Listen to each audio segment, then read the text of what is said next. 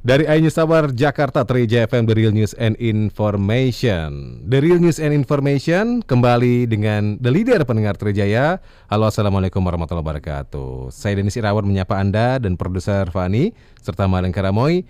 Di edisi malam hari ini The Leader akan ngobrol seputar inspirasi, kita cari, kita gali hal yang bermakna, hal yang menarik, inspiratif untuk malam hari ini dari seorang pemimpin. Nah, seperti biasa, The Leader malam hari ini disiarkan di Trija Network.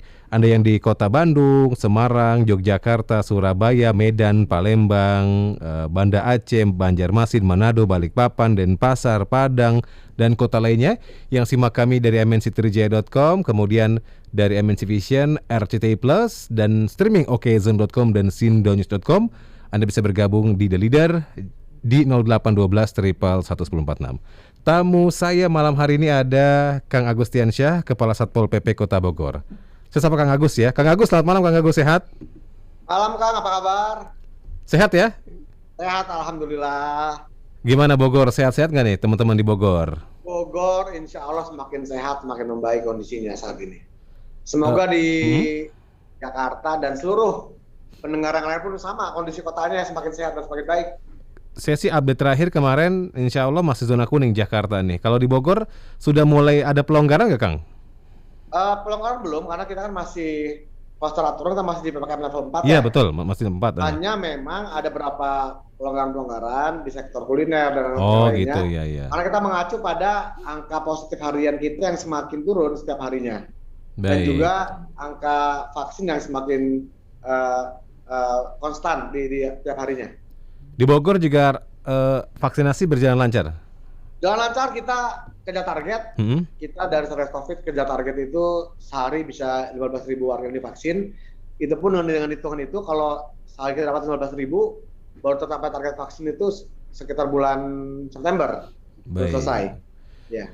Kang, Anda kan sempat viral nih kalau aksi-aksi Anda seperti yang bagi sembako atau paket, dikira mau razia dan sebagainya. Emang sejauh ini image Satpol PP di mata pedagang masyarakat gimana sih? Kok kayaknya sampai segitunya? Padahal kan memang kalau bagi sembako udah hal yang biasa gitu ya di masa PPKM ini. Gimana? Harusnya biasa ya. Tapi karena Pol PP yang melakukannya jadi agak sedikit luar biasa buat sebagian orang. Iya.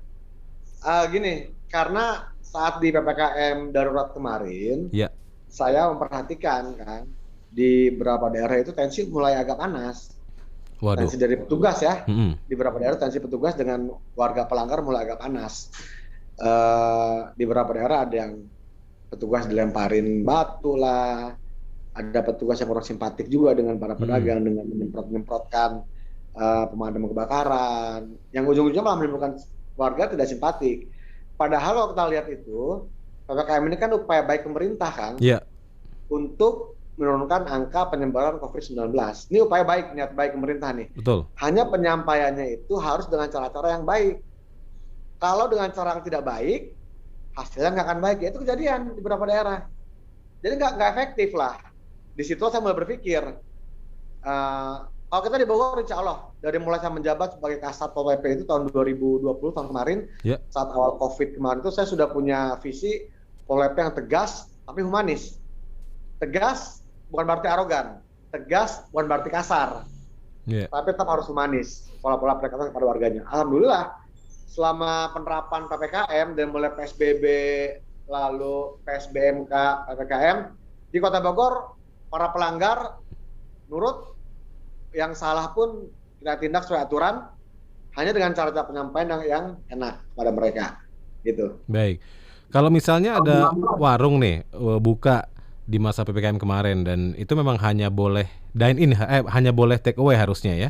Ada orang makan di tempat. Anda gimana tindakannya, Kang Agus? Di awal-awal kita terapkan pola-pola tegas kepada mereka di awal-awal penerapan PPKM. Artinya kalau ada melanggar aturan untuk dine in, kita denda mereka. Tapi dendanya pun sudah yang perwali, kita bukan denda yang besar-besar.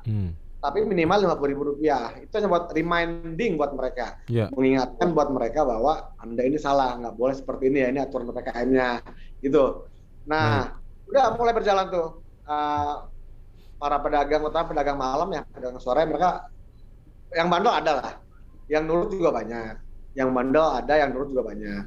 Tapi begitu masuk ke minggu berikutnya PPKM level 2, saya diskusi dengan Pak Wali Kota, dengan Pak Kapolres, dengan Pak Dandim. Saya bilang, Pak, boleh nggak kita fokus hanya di larangan tidak boleh makan di tempatnya saja, tapi mereka jam operasionalnya boleh agak sedikit lebih panjang. Karena kan waktu awal kan fokus jam 8, aturan itu bunyi jam 8 untuk pedagang kaki lima itu.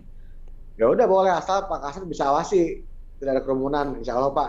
Nah, untuk sampai ke sana, saya sosialisasi kepada para pedagang. Dengan cara apa itu?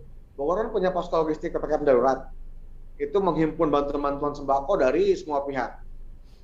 Tokoh-tokoh nasional nyumbang juga, banyak orang nyumbang, kita bagikan itu kepada para pedagang. Sambil saya sampaikan kepada mereka, gini loh Pak, aturannya gini. Mereka paham. Dan itu lebih diterima sama para pedagang dan warga yang lain. Baik. Saya sendiri kalau misalnya mau makan gitu kan tanya, boleh makan di tempat nggak sekarang gitu. Kalau misalnya pedagang nggak boleh Pak, dibungkus saja. Kita juga paham sih yang mau beli gitu kan. Iya. Sebenarnya kan itu tergantung gimana pedagangnya juga ya. Artinya mereka kalau misalnya bisa menerangkan dengan baik, konsumen pun paham.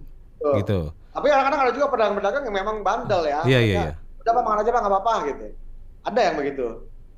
Ada yang kita tindak juga, ada yang kita denda. Beberapa pedagang yang memang mereka dengan sengaja membolehkan tamu makan tempat, ya kita tindak juga kok tetap. Jadi antara humanis dengan tegas itu harus berbarengan. Gitu. Iya, ini menarik nih. Kalau dengan Anda sebagai pimpinan Satpol ya, di Bogor, sejauh Anda bertugas di lapangan, apa tantangan terbesarnya, Kang Agus? Di awal itu justru buat saya memperbaiki internal ke dalam. Itu buat saya, saat saya masuk dari Kepala Satpol PP ini, saya harus memperbaiki kondisi internal di dalam. Saya selama setahun menjabat sebagai Kepala Satuan, sudah memecat 5 anggota, Kang. Memecat 5 anggota? Kenapa tuh? Iya. 2 PNS. Bayangkan, PNS loh. Yang 3 lagi masih tenaga kontrak, KWT. Mereka melakukan tindakan disipliner, masih ada pungli di lapangan, gitu. Itu buat saya hal yang sangat tabu. Gimana mungkin kita bisa menerapkan aturan dengan tegas kalau petugas kita masih bermain dengan aturan tersebut. Jadi buat saya itu udah harga mati. Tidak boleh ada pungli lagi dari petugas di lapangan. Baik. Supaya kita pun menggunakan aturan itu enak. Jadi awal tuh yang berat adalah perbaikan internal. Setelah itu baru kita ketemu dengan warga. Karena kan saya masuk itu udah kondisi PSBB. Udah kondisi PSBB ya, dan satu lagi kencang-kencangnya tuh pemerintah tuh. Nutup tempat usaha, nyegel tempat usaha, dan yang lainnya. Gitu kan. Ya, kalau sebelum bertugas di masa pandemi ini dulu, di awal-awal karir, bedanya apa dengan sekarang bertugas di masa pandemi, Kang? Saya sebelum pandemi ini kan saya camat, Kang ya. Saya jadi camat di Bogor Tengah. Camat itu kan pendekatan dengan warga. Setiap momen ada warga kumpul, saya pasti hadir. Saya usahakan buat hadir. Kita mensosialisasikan peraturan pemerintah dan sebagainya. Masa pandemi ini agak sulit. Kita ketemu warga pun sulit. Apalagi saya sekarang tugas di PP sebagai petugas penegak aturan, gitu. Jadi memang ada perbedaan tugas antara saat saya menjadi camat sebelum pandemi dengan saat saya menjadi kasat saat pandemi ini, gitu. Kalau saya jadi camat, ada aturan baru dari pemerintah. Saya undang warga ngeliwat, kita ngopi bareng, kadang-kadang dengan anak muda sambil nyanyi-nyanyi kita. Terus program-program pemerintah yang baru itu. Tapi kalau sekarang pandemi agak sulit, tugasnya pun penegakan. Nah, saya harus berpikir gimana penegakan ini bisa tetap berjalan, tetap dengan cara yang humanis untuk masyarakat Kota Bogor. Baik, pendengar Trijaya, kita akan break dulu sebentar. Nanti Kang Agus akan menjelaskan banyak hal lagi untuk Anda di The Leader malam hari ini. Tetap bersama kami di Trijaya FM, The Real News and Information.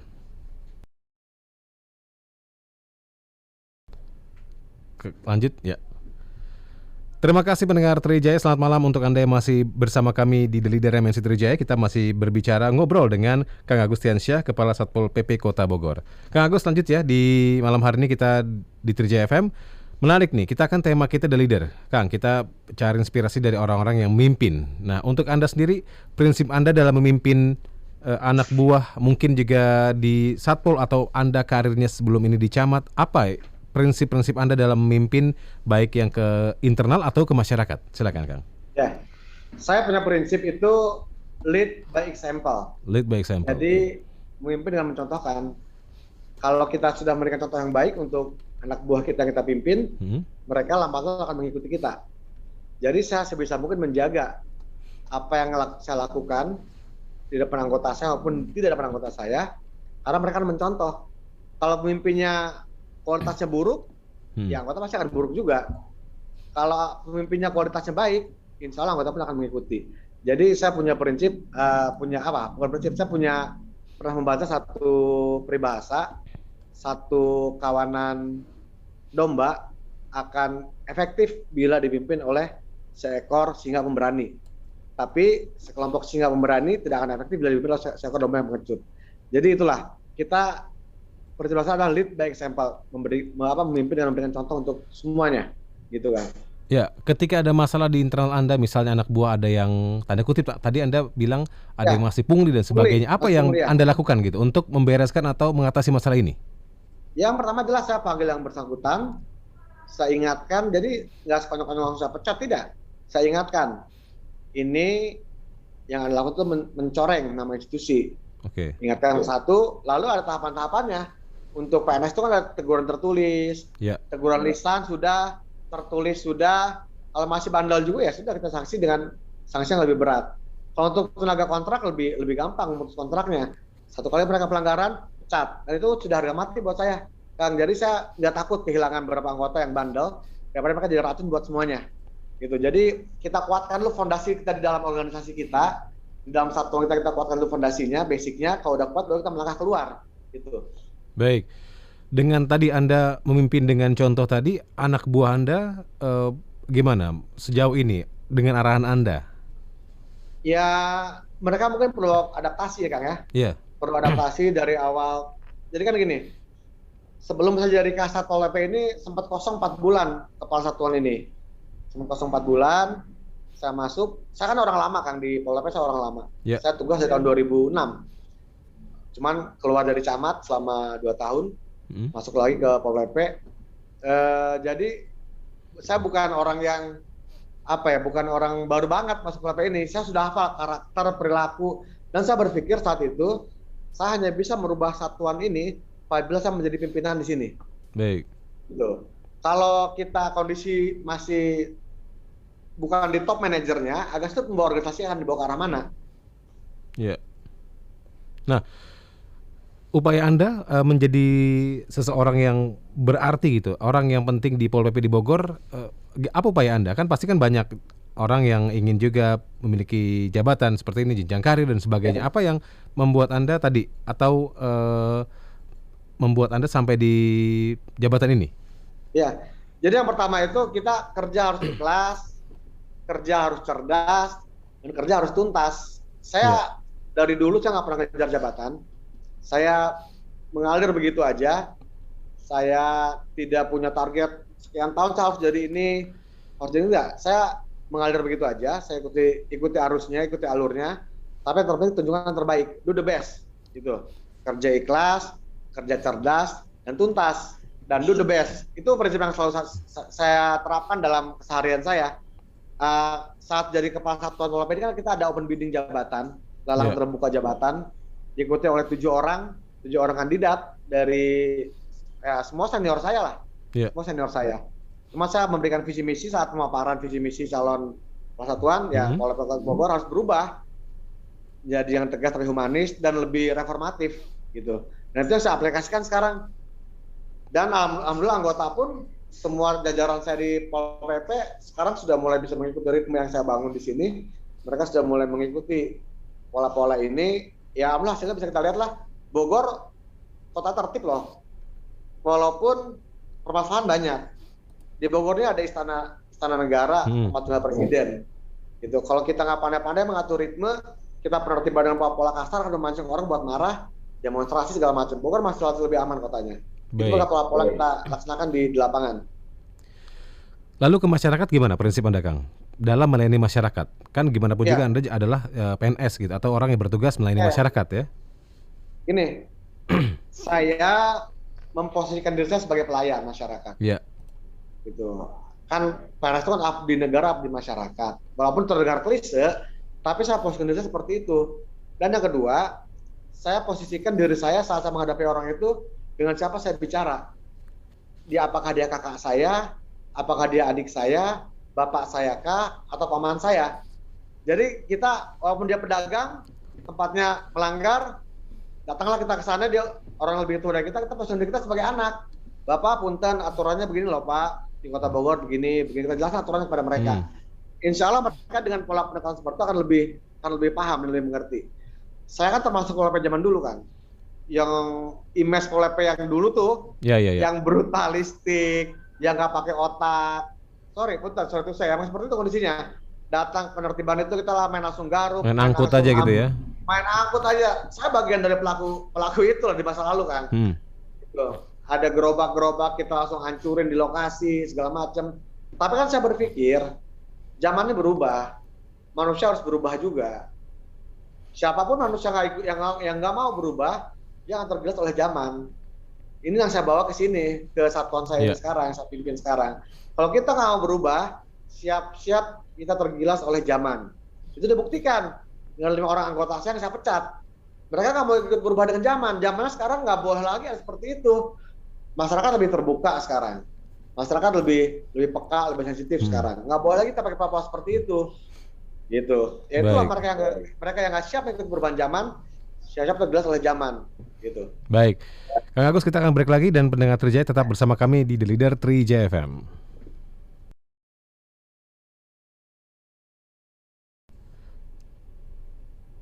Trijaya FM, The Real News and Information, masih bersama saya Dani Sirawan dan produser Marlon Karamoy. Kita kembali di The Leader malam hari ini dengan tamu kita, masih dengan Kang Agus Tiansyah, Kepala Satpol PP Kota Bogor.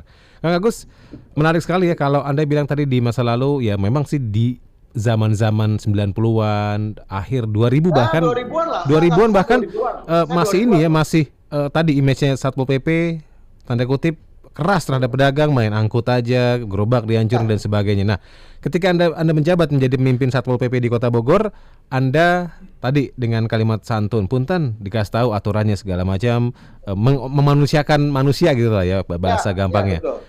Apa sih respon masyarakat dibandingkan mereka tadi gerobaknya dihancurin dan sebagainya? Ya, jelas mereka relatif lebih menerima ya. Iya. Mereka lebih menerima.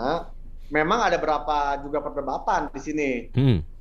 Bahkan di internal kami juga di Pemkot ada perdebatan juga. Bahasanya begini, gimana Pol PP bisa tegas mendekatkan aturan kalau Pol PP-nya mendekati pedagang dengan lemah lembut, dengan sopan santun. Itu ada bahasa juga di internal kami. Dan itu buat saya tantangan. Buat saya tantangan. Saya akan buktikan bahwa dengan pola-pola yang saya terapkan dengan pola-pola humanis sekarang ini, Bogor akan jauh lebih tertib. Gitu. Dan itu saya buktikan. Faktanya gimana tertibnya Bogor? Kita menertibkan beberapa lokasi. Saya kemarin baru mungkin 2 minggu lalu membongkar 107 bangunan liar. Yang ada di bantaran sungai Cisadane di daerah Cilebut. Tanpa ada kekerasan, tanpa ada kami turun petugas dengan menggunakan tameng, helm, pentungan. Nggak ada begitu-begitu, nggak ada. Kami dekati mereka, memang proses ini agak lebih lama. Itulah yang mungkin menyebabkan beberapa orang seringkali nggak puas. Kok lambat sekali penertibannya Pol PP ini? Saya sampaikan, kalau kita penertiban dengan pola represif di awal, kasar di awal, hasilnya nggak akan bagus. Mau sampai kapan bertahan pola penertiban seperti itu? Itu saya udah alami sendiri. Saya berani bilang begitu karena saya orang lama di Pol PP. Gitu. Jadi, maka saya bisa bilang pola ini lebih efektif. Kenapa? Saya buktikan penertiban kami 107 bangunan liar kami bongkar tanpa ada perlawanan, tanpa ada kekerasan dari para warga yang kita bongkar. Memang agak lebih lambat prosesnya, Kang. Mereka minta waktu, Pak, saya minta waktu lagi, Pak, sedikit lagi. Oh, silakan. Yang udah siap, udah kosong, bongkar. Kita bantu bongkarnya. Gitu. Kita siapkan mobil truk kita buat mengangkut barang-barang mereka pindah ke lokasi baru mereka. Gitu. Jadi, kalau buat saya masyarakat lebih welcome, lebih menerima dengan pola-pola kami ini. Mereka juga suntuk, bosan ngelihat pola-pola Pol PP yang arogan, yang keras di lapangan, yang ya kayak preman. Warga juga bosan ngeliat itu gitu. Kita kasih mereka penampilan Pol PP yang lebih baru gitu. Hasilnya Kang, dengan cara kerja Anda yang tadi humanis atau mungkin mengubah image Pol PP yang keras jauh ini apa di masyarakat atau mungkin dari pimpinan, dari wali kota mungkin atau jajaran lainnya? Ya Pak Wali mengapresiasi, minta dipertahankan, lalu warga pun ya so far saya lihat sejauh ini mereka banyak mengapresiasi lah langkah-langkah kita. Yang tadi saya sampaikan, zaman saya dulu itu saya dengan pengamen berantem. Saya dipukuli pengamen 3 kali di jalan. Gitu, zaman dulu. Tapi zaman sekarang enggak, saya undang mereka ke kantor. Saya ajak mereka makan siang. Ini kan situasi lagi pandemi, lagi sulit situasi ini. Mereka kebanyakan korban PHK. Saya bilang, kalian boleh ngamen dulu sementara di jalan, tapi sopan dan tidak mengganggu dan tidak memaksa dan tetap menjaga kenyamanan, jaga ketertiban. Nah, kita mereka pakai alat yang lebih bagus, suara mereka lebih bagus, itu lebih keterima. Bayangkan dulu kami kejar-kejaran dengan mereka di lapangan, nggak ada Pindah menang, tempat nggak ada doang kalah, gitu ya. Iya, nggak ada kalah, nggak ada menang. Kan gitu. Saya boncok, mereka boncok juga sama. Jatuhnya begitu kan. Iya. Jadi kita undang mereka, kita ajak makan siang, kita diskusi. Sok lah, udah pada tua, udah pada gede. Saya nggak mau juga kejar-kejaran dengan kalian di lapangan. Gimana baiknya? Saya mau atur kalian, tapi selama masa pandemi. Karena saya paham kondisi lagi sulit. Gitu. Kalau nanti setelah pandemi ya kita tetap punya aturan mesti kita tegakkan. Baik. Nah ini untuk aturan terbaru di Bogor gimana? Ada nggak yang berubah dari masa pandemi? Artinya kebiasaan masyarakat yang membaik gitu? Ya, kalau kita dari kebiasaan masyarakat sudah lebih baik sekarang ya. Mereka kedisiplinan, masker, terus hand sanitizer segala macam sudah bagus. Lalu saya juga melihat di beberapa titik kedisiplinan dari warga sudah mulai membaik terkait dengan himbauan kita untuk larangan di restoran itu maksimal 25%, mereka mentaati gitu. Jadi membaiklah dengan aturan yang ada ini. Kang, kalau boleh sharing buat pendengar Trijaya, apa sih yang poin terpenting dalam tadi menjalankan tugas sebagai Pol PP, pemimpinnya bahkan sekarang di Bogor, dan buat masyarakat nih, kita yang mungkin kadang-kadang melanggar aturan atau mungkin kita juga lupa dengan aturan gitu? Ya gini, jadi kan aturan itu ada buat menjaga kita. Iya. Ada aturan itu buat menjaga kita. Jadi saya selalu sampaikan kepada ya setiap kali kesempatan lah, kalau ada pelanggar, ikuti aturan, maka aturan akan menjaga kita. Sesimpel itu sebenarnya. Pakai masker, aturannya pakai masker, ya pakai masker, karena masker menjaga kita dari virus. Polisi bilang pakai helm, menjaga kita kalau kecelakaan. Jadi ikutlah aturan, karena aturan yang akan menjaga kita. Gitu. Baik. Dan pendengar Trijaya, ini hal menarik ya, jarang-jarang mungkin Anda belum banyak mendengar bahwa ada image atau PP yang berubah seperti yang di tangan Kang Agustiansyah. Kang, kalau Anda sudah dikenal dengan aksi humanis tapi tegas, mungkin nggak atau ada nggak dari daerah lain yang diminta untuk tadi mungkin proyek percontohan Bogor gitu, atau image Satpol PP secara nasional akan berubah gitu? Jadi kemarin mungkin 3 minggu lalu atau mungkin setelah video saya itu sempat beredar, Pak Menteri sempat sempat Zoom meeting dengan seluruh kasat se-Indonesia. Sempat Zoom meeting dan arahannya yaitu meminta Pol PP dalam penindakan lebih humanis lagi dalam setiap proses penegakan aturan. Gitu. Baik, jadi memang pemerintah nampaknya setuju ya dengan aksi Anda bahwa kita bisa humanis tapi tegas juga gitu. Ya, humanis itu bukan berarti kita jadi kelemar-kelemar, enggak. Bukan berarti kita jadi lemah juga, enggak. Tapi tetap tegas, aturan tetap harus ditegakkan. Tapi tadi saya bilang, tegas itu kan bukan berarti arogan, bukan berarti juga kasar, tegas itu. Tegas itu kan terpancar dari cerminan diri kita sendiri. Gitu. Kalau kita bisa mencontohkan yang baik pada warga kita, ya warga juga pasti akan mencontoh kita. Gitu. Dan penyampaian dengan pola-pola komunikasi yang baik pada warga. Jadi komunikasi ini penting banget ya Kang dalam mengkonsolidasikan ke dalam dan keluar ya. Jadi poin penting dalam proses setiap penegakan aturan yang dilaksanakan oleh teman-teman Pol PP di seluruh Indonesia saya rasa. Komunikasi penting. Baik. Berikutnya target dari Pol PP apa Kang? Setelah tadi Anda sudah mencontohkan ada Zoom meeting dengan Pak Menteri. Ya. Ya kita tugas kita kan mengawal kebijakan ya. Sekarang kami lagi dipacu untuk mendorong proses percepatan vaksin di Kota Bogor. Saya dengan teman-teman dari tim gabungan dari TNI dan kepolisian setiap hari kami melakukan operasi pemeriksaan kartu vaksin di jalan Kang di Kota Bogor ini. Jadi kalau kemarin itu ada razia masker, sekarang kita mulai alihkan ke pemeriksaan kartu vaksin. Warga yang belum divaksin dari pemeriksaan tersebut kita masukkan langsung, kita bawa langsung ke sentra vaksin terdekat.